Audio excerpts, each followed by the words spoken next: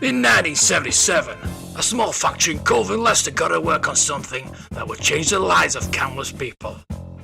Little did they realise that people were still caring enough 40 years later to sit and listen to a guy waffle on about that product. This is the Star Wars Toy Podcast. Hello there. Yes, this is the Star Wars Toy Podcast. This is episode 12, and I'm Darth Mark. And on this week's action-packed episode, we're going to have the usual Star Wars tracker. We're also going to have some of the latest news. And I'm going to tell you a little bit about the 20-back figures. I'm trying to keep it as vintage as possible on this podcast. And where better to start than here. The Star Wars Tracker Report. This is a market activity for the 31st of August 2019 to the 6th of September 2019. All in all, there were 631 items sold with a total of £49,398. I'll start with the top 5 accessories. At number 5 we have an A-Wing fighter. Kenner, loose, sold for $355. At number 4 we have a Jawa Sandcrawler. Kenner, Star Wars A. Trading scene, sold for $415. At number 3 we have a Size Noodles and the Max Rebo Band AFA 85Y. Kenner, Return of the Jedi A window box, and that's sold for £522. At number 2 we have a 12-inch Darth Vader. Kenner, Star Wars A, picture box LP logo, $750. But at number 1 we have a battle damaged TIE Fighter. An AFA 80, Kenner, Return of the Jedi A, space scene, sold for £821. On to the top 5 loose figures now. At number 5 we have an 8D8, UKG 90, Kenner, and that's sold for £204. At number 4 we have an R2D2, Solid Dome, UKG 85, Kenner, £206. At number 3, we have a Sand People, Tusken Raider, Hollow Cheeks, AFA 85, Kenner, and that's sold for £211. In at number 2, we have a Yak Face, AFA 85, Kenner, sold for $460. And the number 1 loose figure we have today is a Jawa Vinyl Cape, UKG 80, Kenner, and that's sold for a grand total of £1,000. So on to the best bit now, the top 5 mock figures. At number 5 we have Luke Skywalker fanboy, yellow hair, AFA 75, Kenner, Star Wars 12E, sold for $1,025. Number 4 we have a Darth Vader, Kenner, Star Wars 12A, sold in Australia for $1,573 Australian dollars.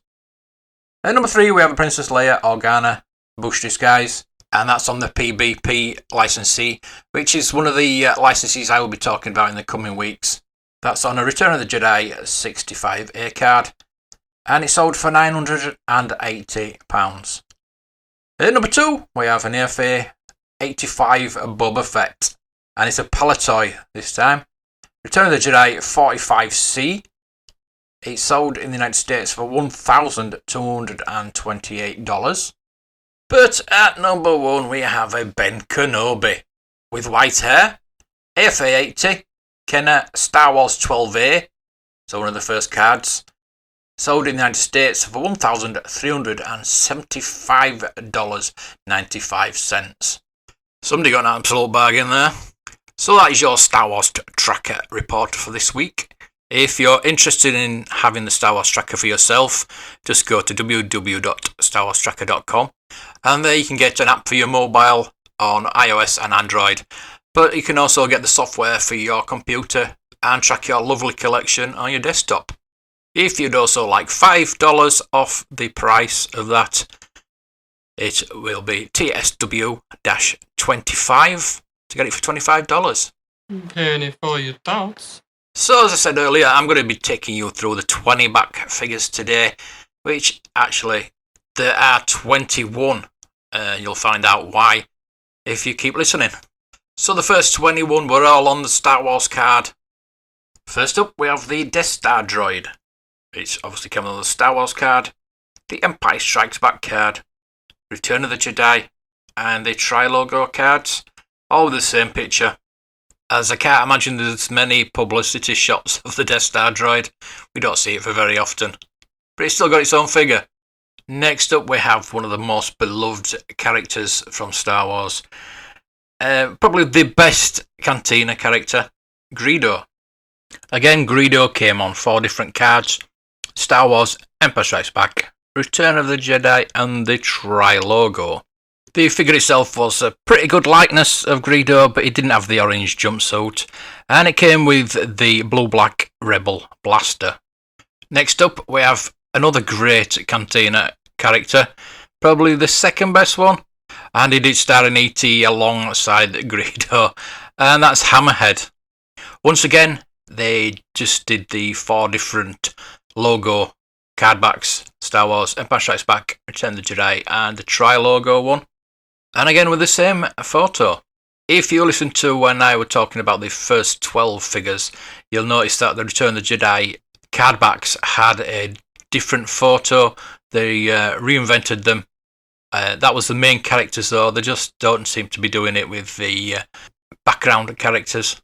The figure itself did have an atrocious blue leotard and gangly legs and arms, but the feet did make him stand up fairly well. He had like 3 toes on each feet, so he stood up really well. He had to really with that curvy head. But one of the interesting things about Hammerhead is all the variants you can get. Because of the paint app on the eyes, they can be all different directions. And collectors do collect all different variations of the eyes. So next we have the first variant of one of the main characters, well, the main character Luke Skywalker, and it is Luke Skywalker Pilot.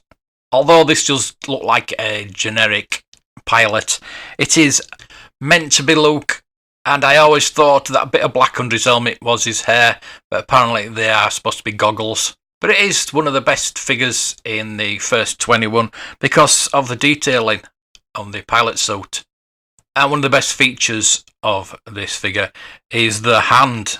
The hand is actually closed round, so you can put his blaster in it. His Rebel blaster, he gets with it. You don't get a lightsaber, unfortunately. He didn't use the lightsaber in the X-Wing, but he didn't use the blaster either. Anyway, I'll leave what should and shouldn't have happened with the vintage figures to another podcast. That's a whole podcast in itself. So you obviously got the Luke Skywalker Pilot in a Star Wars card, on an Empire Strikes Back card, Return of the Jedi, a Power of the Force card, and the Tri-Logo card, all with the same photo, which is unusual for one of the main characters. I guess people were always buying the Luke Pilot, multiples of it for their X-Wings. Up next, we have the second best droid in the galaxy, and one of the unsung heroes of the whole saga, and that's R5-D4. Yes, he might have a bad motivator, but we all love him, and the sacrifice he gave for the rebellion. Again, we're back to the 4 cards: Star Wars, Empire Strikes Back, Return of the Jedi, and Tri-Logo, all with the same picture from the movie, which is one of the only cards that has 2 of the characters on it. 3 if you include the Jawa. But let's face it, it would have been a useless character figure to have back in the day. But it looks so cool. And I do prefer the red sticker to the blue of R2. And talking of the sticker, the variant for this one is the little red bar on the sticker. These are very rare, and we're not entirely sure why there was a little red bar on this one. I think it's just as before with the different coloured Luke's hairs. It's just the factories and the paint and the printing of the stickers. But I would love to find one of those. And if you're talking about variants, you can't go any further than this next figure. It's very infamous variant on the market, and that is Snaggletooth. I am currently doing videos on each of the figures over on my YouTube channel, Blue Harvest Vintage Toys, and I will go more in depth about this figure on that video. But long story short, Kenner received a little notification from Lucasfilm about these background characters, and they actually got black and white photos and just headshots mainly. So this character came out blue and tall instead of red and short. And the blue variant was only released on the Sears exclusive playset. That included 4 of the Cantina characters and a Cantina back scene. So you can imagine those figures go for a pretty sum with their silver disco boots. But we're here to talk about the little red fella. And as per the others, he came on 4 different cards: Star Wars Empire Strikes Back, Return of the Jedi and Tri-Logo. And all with the same colour photo. Snaggletooth came with a Rebel Blaster. I don't think he'd be able to hold an Imperial Blaster because it might be dragging on the ground. Next up, we have my least favourite character of the first 21, and that is Walrus Man. Yeah, with his bright colours, his orange, blue, black, and a green head. He does look like what they've done to Darth Vader recently. Maybe they had a lot of coloured plastic they wanted to get rid of. And even the picture on the card backs doesn't look like a proper photo, it looks like a drawing to me. And again, luckily it was just on 4 cards: Star Wars Empire Strikes Back, Return of the Jedi and Tri-Logo. And Walrus Man came with a blue-black Imperial Blaster. Next up we have the 3rd best droid in the galaxy. I really don't like 3PO, do I? We know him as the Gonk droid, but he's officially the power droid. He again came on the 4 different cards: Star Wars, Empire Strikes Back, Return of the Jedi, and Tri-Logo with the same picture.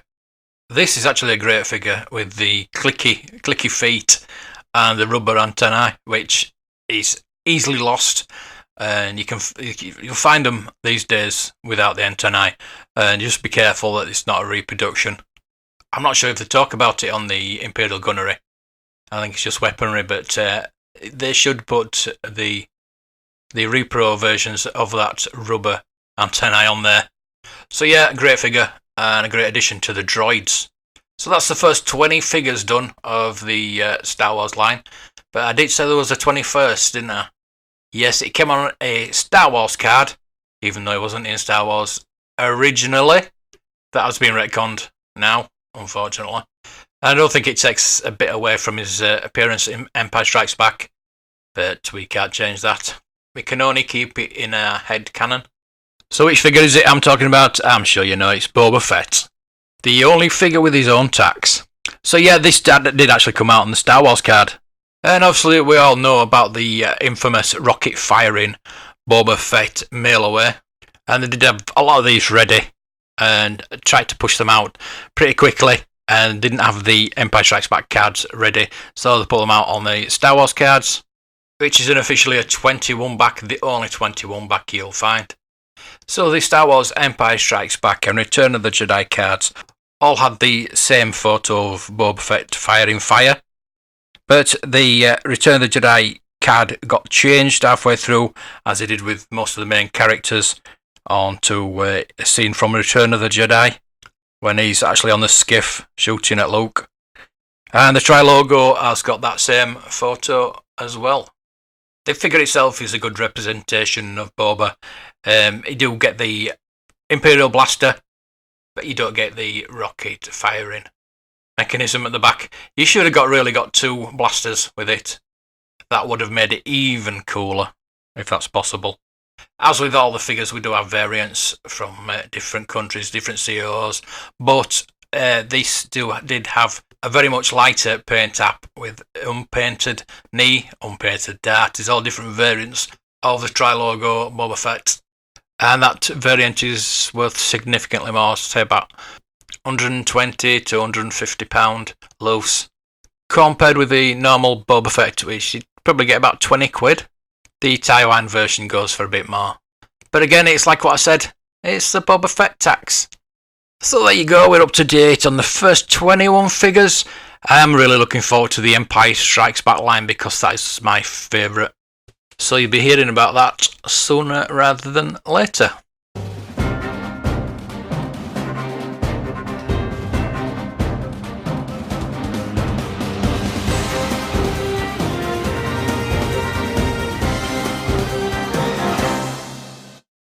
The Nacelle company announced today that they're releasing a collector's edition of the Blu-ray of the popular Netflix docuseries The Toys That Made Us.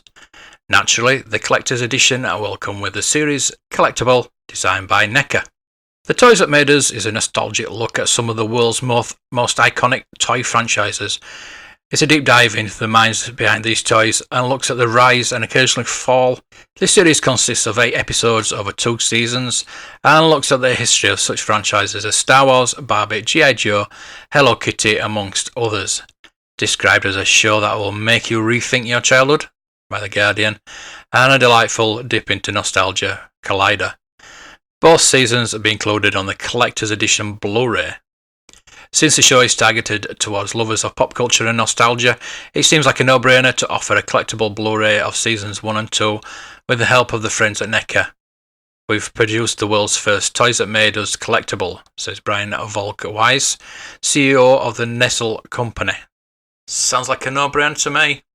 The collector's edition of the Blu-ray will be available October 1st anywhere you buy physical media, and consists of all 8 episodes of Season 1 and 2, over 15 new bonus features, and of course the exclusive collectible from NECA. Season 3 will cover Teenage Mutant Ninja Turtles, Power Rangers, professional wrestling, and My Little Pony. Oh my god. It premieres November 15th on Netflix, so you'll have plenty of time to check it out on the Blu-ray before sitting down to reminisce over a new quartet of toys.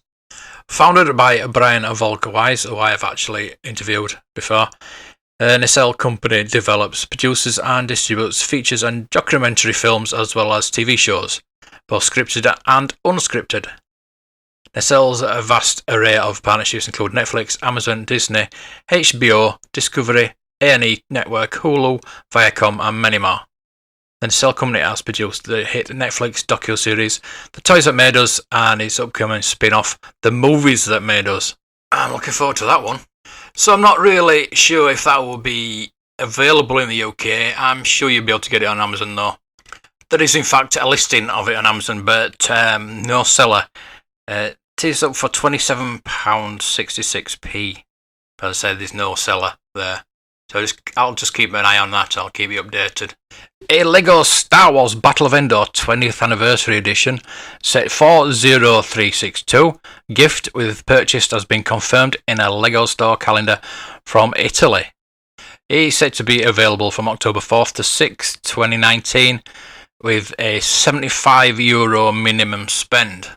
And some of the new LEGO Star Wars sets being released on the 4th of October as part of the Triple Force Friday for Star Wars The Rise of Skywalker, The Mandalorian, and Star Wars Jedi Fallen Order have already been seen and yet to be identified Target stores in the Texas area of the USA, although it would appear that there are embargoes for purchase until Friday, October the 4th. And so there should be. And also in LEGO news, it's been announced that a LEGO Star Wars Battles is coming out for your mobile.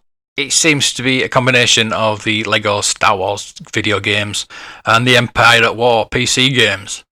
Players will get to duke it out in real-time multi-PvP combat played out in the iconic Star Wars landscapes using LEGO minifigures and sets. Lead an army of LEGO Star Wars characters into real-time multiplayer PvP battles in arenas inspired by iconic locations from throughout the galaxy. Collect and upgrade LEGO Star Wars characters, troops and vehicles, and craft formidable light and dark side armies. Build LEGO towers on the battlefield to attack, defend and capture territory as you push towards the enemy base to claim victory. Key features of the game include master both sides of the Force. Learn and master the battle techniques of both sides of the Force by discovering unit combinations and units and building your strategies and characters from the entire Star Wars universe. Brick for the win.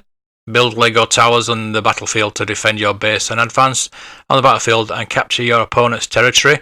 Discover the different tower types and their advantages. Build a droid factory, for instance, on-site army. Shoot down airborne enemies with a turbo laser and bring the heat with a flamethrower. Collect and upgrade. Discover over 40 units on all areas of Star Wars universe, including vehicles such as AT-ATs, AT-ATs, Y-Wings, TIE Fighters, and characters from the Star Wars, The Phantom Menace, A New Hope, Clone Wars, and more. Increase your power and level up your troops to take out your enemies. Unleash unique abilities. Use Darth Vader's Force Slam to stop enemies in their tracks. Toss them aside with Luke Skywalker's Force Push. And discover the other game-changing abilities of Yoda, Boba Fett and more. Support them with the right troops and the towers to create an unstoppable army that will leave your enemies in pieces. Quite literally. Explore the galaxy, battle through the eras in arenas inspired by iconic Star Wars locations including Naboo, Hoth, Scarif and Geonosis. Discover new units along the way to expand your options in battle. Developed by the bright mind and young minds at the TT Odyssey, the mobile-focused arm of TT Games Studios, the game will allow players to play out action combat using a multitude of saga-spanning Star Wars characters, including intuitive touch control, as well as fulfill their strategy battles urges and capture the other player's territory by building towers, all in light-hearted and whimsical environments. The game will be free to download with in-app purchases, of course, through Google Play and Apple App Stores at some point in 2020. Smart money is on it being at the same time as the Lego Star Wars. The Skywalker Saga gets released.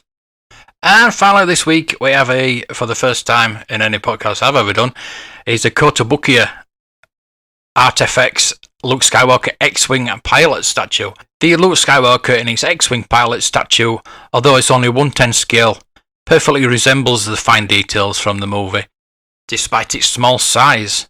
Helmet and gloves are also included to give fans options to display the statue in any manner fans would like. Line the statue up with the Kotobukiya past statues such as R2-D2 to reenact scenes from the Star Wars universe. That is going to retail about $130 and it's estimated in March next year. So that'll just about wrap it up for this week. It's a slightly shorter one. But before I go, I'd like to point you in the direction of the Entertainer toy shop. Again, this isn't a paid promotion, but I just want to tell you about all the Star Wars goodness they are, well, not giving away, but almost giving away in their stores. Again, if you've watched my YouTube channel, you'll see what I've bought every week. A couple of times a week I pop in because they're getting new stuff in all the time. And I've actually contacted them. They will be getting a lot more stuff up to the run to Christmas. A lot of surprises apparently as well. They won't tell me what, but it's very intriguing. Head over now to my YouTube channel to see what I have bought. And there are some very good quality items and some things I've never seen before. So I really do suggest you visit your local Entertainer. And if you do find anything out there, let me know so I can pass it on to our listeners. So have a good weekend. Get out there, get buying Star Wars, but be responsible. Don't max that credit card out, please. Remember to be patient. It's a hobby. It's enjoyable. And until next week, may the toys be with you. Once told me the world is gonna throw me. I ain't the sharpest tool in the shed. She was looking kind of dumb with her.